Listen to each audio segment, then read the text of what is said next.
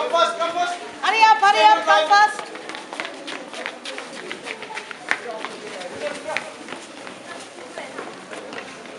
वो टेंशन है रे, tension.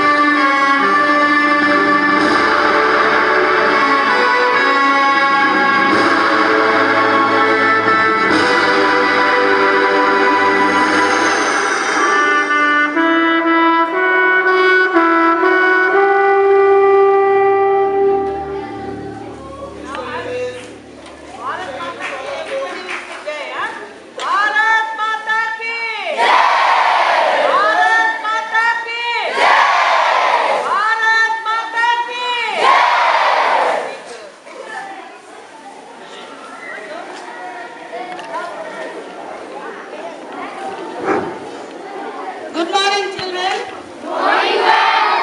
Good morning. A very, very good morning to everyone. All the teacher staff, the working staff, the students, small chutkis, big sir, everyone present over here. Today being 67th Independence Day of India. Independence Day, what it means, I'll read out a short speech. I think that you would like to hear about it. Many of us, we don't know who were the ones who gave us freedom. We should have a regard, we should have a feeling, and we should have that dedication for the country, for the nation. India is our country. It has given us a lot. Once upon a time, before the Britishers were here, India was known as the golden country of the world. There were many people were there who are recognized as most highly and prestigious honors of India. Like maximum of the scientists that we have in the world, they belong to India. Maximum of good doctors that we have, they also belong to India. Our most important, what we have in our life today, that particular word, that unit, that zero, it started in India. It started with a zero but began with so many numbers, so many figures, because only a single zero has got no meaning. You put something in front of it, that becomes a very valuable thing for us. Now I would like to read out the speech which we have collected. Dear teachers, big sir, my dear students, friends, today being 15th August of every year is a golden day engraved in the history of the world. We got freedom on this date, and it is a day worth a celebration. When we celebrate it, hoisting the flag, playing our national anthem with fervor, distributing sweets, we need to sail back into the past to remember and pay homage to the builders of our nation. My dear friends, we were the privilege, lot to have been born in free India. We were able to breathe the fresh air since our birth. If at all we want to know the pangs of agony of being slaves under a foreign rule, we must ask our elders born before 1947.